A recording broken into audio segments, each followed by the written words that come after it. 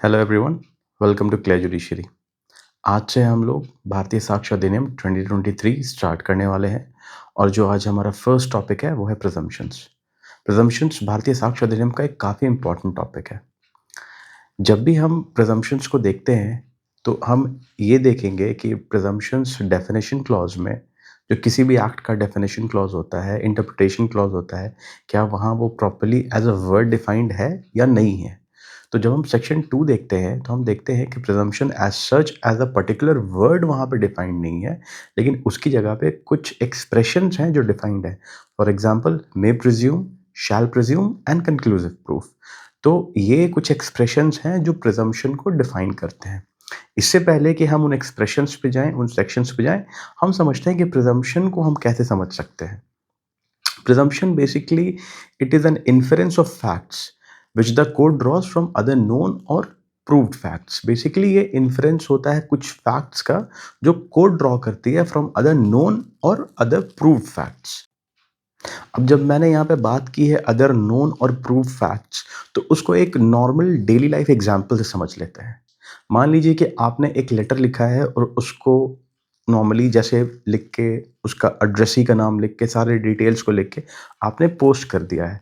तो आप एक नेचुरल इन्फ्रेंस ड्रॉ करेंगे। आपका एक नेचुरल प्रिजम्पशन होगा कि जब मैंने उसको उसकी जो भी रिक्विजिट फ़ी होती है और उसका जो प्रॉपर एड्रेस होता है, उसको लिख के मैंने जब पोस्ट कर दिया है, तो it will reach to the proper addressee, यानी जिसको मैंने लेटर लिखा है वो वहाँ पहुँच जाएगा। तो ये एक नेचुरल प्रिजम्पशन होती है। इसी प्रकार से कोर्ट्स भी कुछ प्रिजम्पशंस ड्रॉ करती हैं और वो प्रिजम्पशंस होती हैं on the basis of other known facts या अदर प्रूव्ड फैक्ट्स। अब हम इसको और अच्छे से समझेंगे जब हम उन एक्सप्रेशंस को जिनके बारे में मैंने आपसे पहले बात की, मे प्रिज्यूम, शैल प्रिज्यूम या कंक्लूसिव प्रूफ, जब हम उनको समझेंगे तो हम समझेंगे कि प्रिजम्पशन क्या है और इसका फंक्शन क्या है, इसका इफेक्ट क्या है और प्रिजम्पशन कितने प्रकार के होते हैं। तो चलिए अब हम समझते हैं सबसे पहले कि प्रिजम्पशन कितने टाइप्स के हो सकते हैं और प्रिजम्पशन को हम कितना फर्दर बाइफरकेट कर सकते हैं। सबसे पहले हम समझते हैं कि प्रिजम्पशन को फर्दर कितना हम कैटेगराइज कर सकते हैं। प्रिजम्पशन को हम फर्दर दो पार्ट्स में कैटेगराइज कर सकते हैं, presumption of fact and presumption of law. Initially English law में mix presumption of fact and law भी है, बट हमारे एविडेंस एक्ट में, भारतीय साक्ष्य अधिनियम में जो दो कैटेगराइजेशंस ली गई हैं वो प्रिजम्पशन ऑफ फैक्ट और प्रिजम्पशन ऑफ लॉ है। अब हम समझते हैं कि प्रिजम्पशन ऑफ फैक्ट क्या है और प्रिजम्पशन ऑफ लॉ क्या है।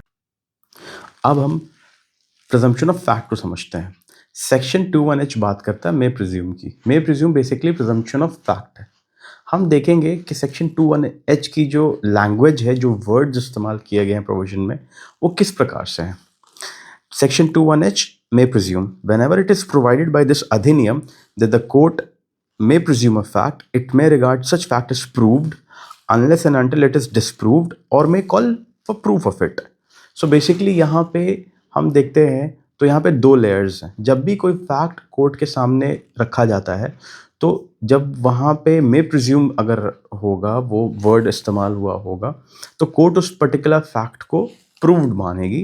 तब तक मानेगी जब तक उसको अदर पार्टी कॉन्ट्रडिक्टिंग एविडेंस के साथ या अदर कॉन्ट्रडिक्टिंग फैक्ट के साथ उसको डिस्प्रूव ना कर दे। ये तो हुआ फर्स्ट स्टेप। सेकंड स्टेप ये होता है कि अगर कोई फैक्ट कोर्ट के सामने प्रेजेंट किया जाता है तो कोर्ट उसको प्रूव्ड ना मानते हुए जो पार्टी उस पर्टिकुलर फैक्ट को प्रोड्यूस कर रही है, कोर्ट के सामने प्रेजेंट कर रही है, उससे कोर्ट बोले कि आई एम नॉट कन्विंस्ड और आप इसके लिए प्रॉपर एविडेंस लाइए। इसको हम लोग एक एग्जाम्पल समझते हैं। मे प्रिज्यूम का या प्रिजम्पशन ऑफ फैक्ट का सबसे बेहतरीन एग्जाम्पल अगर हो सकता है तो वो है सेक्शन 119(1) का इलस्ट्रेशन ए।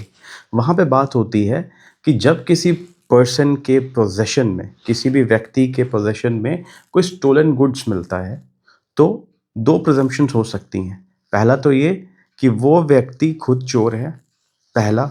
दूसरा ये कि उसने उन गुड्स को लिया है, रिसीव किया है, ये जानते बूझते हुए कि वो स्टोलन गुड्स है।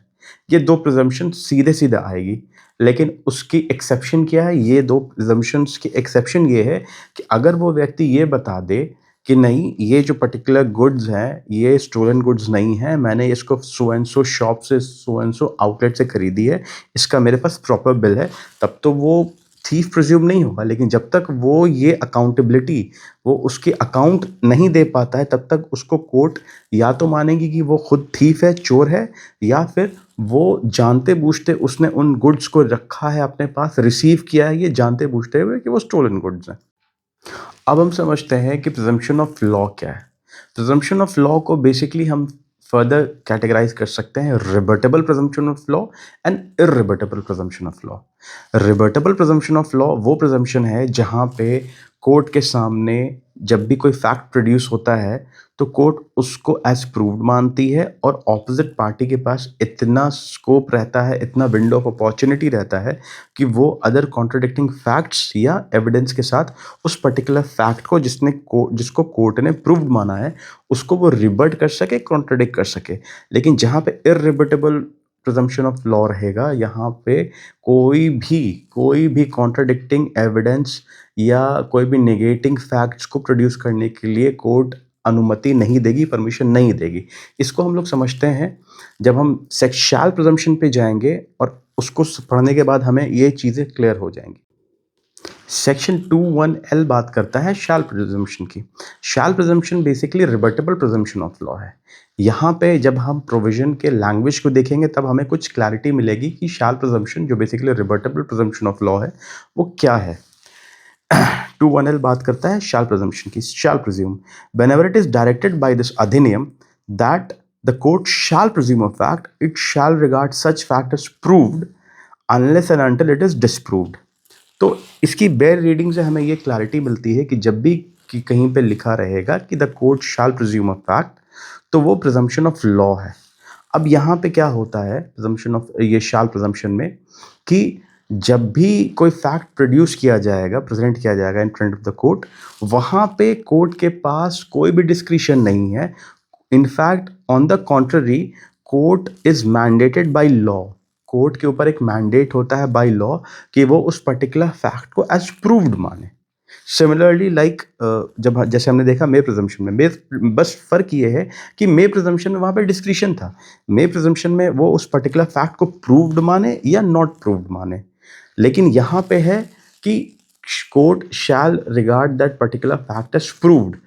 और जो ऑपोजिट पार्टी है, जो कंटेंडिंग पार्टी है, उनके पास एक विंडो ऑफ अपॉर्चुनिटी ये है कि वो कॉन्ट्रडिक्टिंग फैक्ट्स या कॉन्ट्रडिक्टिंग एविडेंस को प्रोड्यूस करके, प्रेजेंट करके उस पर्टिकुलर फैक्ट को डिस्प्रूव करे और तब जाके वो उस प्रिजम्पशन को निगेट कर सकते हैं। इसको हम एक अच्छे एग्जाम्पल के साथ समझ सकते हैं, वो है section 118 which talks about dowry death. अब जैसे ही हम सेक्शन 118 के टाइटल को पढ़ते हैं तो वहाँ पे टाइटल है presumption as to dowry death. अब जब भी किसी केस में ये एक क्वेश्चन अराइज होता है कि किसी व्यक्ति ने किसी लेडी के साथ, किसी वुमेन के साथ डाउरी डेथ कमिट किया है या नहीं किया है, तो कुछ इंग्रेडिएंट्स हैं, कुछ सेट ऑफ फैक्ट्स हैं जिनको कंसिडर करके कोर्ट इस प्रिजम्पशन पे रीच कर सकती है, वो प्रिज्यूम कर सकती है कि उस लेडी की डेथ जो है वो डाउरी डेथ है या नहीं है। वो क्या है कि जैसे ही किसी लेडी की डेथ होती है तो कोर्ट ये देखेगी कि जिस व्यक्ति पे, जिस पर्सन पे ये एलिगेशन है कि उस व्यक्ति ने उस लेडी का, उस महिला का डाउरी डेथ कमिट किया है या उसको कॉज किया है डाउरी डेथ, तो उसके मरने से तुरंत पहले, कुछ समय पहले उस महिला के साथ क्रूरैलिटी हुई, हरासमेंट हुई, और ये जो क्रूरैलिटी और हरासमेंट हुई है it is in connection with demand of dowry. जब ये 3 इंग्रेडिएंट्स फुलफिल हो जाएंगे, फर्स्ट ऑफ ऑल क्रूरैलिटी हुई उसके साथ, सेकंड हरासमेंट हुआ उसके साथ, और साथ ही साथ there was a demand for dowry, तो ये इस्टेब्लिश हो जाएगा, ये प्रिजम्पशन कोर्ट लेगी कि जिस व्यक्ति के ऊपर ये एलिगेशंस हैं कि उसने उस वुमेन के साथ डाउरी डेथ कमिट किया है, तो ये एक इस्टेब्लिश्ड फैक्ट हो जाएगा, it will be a proved fact. अब यहाँ पे आता है कि कोर्ट उस पर्टिकुलर फैक्ट को प्रूव्ड मानेगा, लेकिन क्या ऑपोजिट पार्टी के पास राइट है कि वो इन सारे सिचुएशंस को निगेट कर सके by other contradicting facts? Yes जी, बिल्कुल अवेलेबल है। वहाँ पे जो ऑपोजिट पार्टी है, यानी कि जो अक्यूज है, जिस पे ये एलिगेशंस लगे हैं, उस वो चाहे तो अदर कॉन्ट्रडिक्टिंग फैक्ट्स या एविडेंस प्रोड्यूस करके, प्रेजेंट करके इस पूरी प्रिजम्पशन को तोड़ सकता है। So this is basically presumption of law. अब हम समझते हैं कि इररिबर्टेबल प्रिजम्पशन, जो बेसिकली कंक्लूसिव प्रूफ है, वो क्या है। अब हम समझते हैं इर्रिबटेबल प्रिजम्पशन ऑफ लॉ क्या है। Irrebuttable presumption of law basically conclusive proof की बात करता है। सेक्शन 21 बी भारतीय साक्ष्य अधिनियम का कंक्लूसिव प्रूफ को डिफाइन करता है। तो हम लोग चलते हैं सेक्शन 21 बी को देखते हैं और समझते हैं कि वहाँ पे जो वर्ड्स और जो लैंग्वेज इस्तेमाल की गई वो किस प्रकार की है। Conclusive proof means when one fact is declared by this adhiniyam to be conclusive proof of another, the court shall, on the proof of one fact, regard the other as proved and shall not allow evidence to be given for the purpose of disproving it. So basically section 21b ये बात कहता है कि जब भी court के समक्ष जब भी आएगा कि एक पर्टिकुलर फैक्ट है जो कंक्लूसिव प्रूफ है अदर फैक्ट्स का, तो वहां पे उस पर्टिकुलर फैक्ट को डिस्प्रूव करने के लिए other contradicting facts evidence court allow नहीं करेगी। ये बेसिकली एक आर्टिफिशियल प्रोबेटिव इफेक्ट दिया जाता है लॉ के द्वारा कुछ सर्टेन फैक्ट्स को, ताकि उनको कॉन्ट्रडिक्ट नहीं किया जाए, उनको कॉन्टेस्ट ना किया जाए, उनको नेगेट नहीं किया जाए।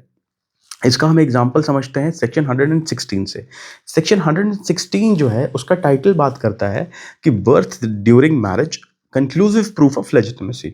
बेसिकली जब भी किसी व्यक्ति की बर्थ होती है उस समय, जिस समय उसके मदर और उसके फादर की वैलिड मैरिज एग्जिस्ट कर रही हो, तब ये क्लैरिटी से सामने आएगा कि वो जो पर्सन है वो उस कपल का लेजिटिमेट चाइल्ड है। अब इन केस ऐसा भी होता है कि उस कपल का डाइवोर्स हो गया, तो डाइवोर्स जिस दिन हुआ उस दिन से 280 डेज 280 दिन 280 डेज के अंदर अंदर अगर उस चाइल्ड की बर्थ हुई है तो भी उसको उसका वैलिड और लेजिटिमेट, उस कपल का वैलिड और लेजिटिमेट चाइल्ड ही माना जाएगा। ये बेसिकली एक आर्टिफिशियल प्रोबेटिव इफेक्ट दिया जाता है लॉ के द्वारा। सो ये था भारतीय साक्ष्य अधिनियम का फर्स्ट लेक्चर ऑन प्रिजम्पशंस। आगे भी इस तरह की इंफॉर्मेटिव वीडियोस आती रहेंगी एंड आई होप आपका जो प्रिजम्पशंस को लेके जो अंडरस्टैंडिंग है वो एक अच्छी अंडरस्टैंडिंग बनी होगी। सो अगर आपको वीडियो अच्छी लगी हो तो वीडियो को लाइक कीजिए, चैनल को सब्सक्राइब कीजिए और बेल आइकन को प्रेस करना ना भूलें, ताकि इस तरीके की इंफॉर्मेटिव वीडियोस आप तक पहुंचते रहें। Till then keep preparing for judiciary and all the best.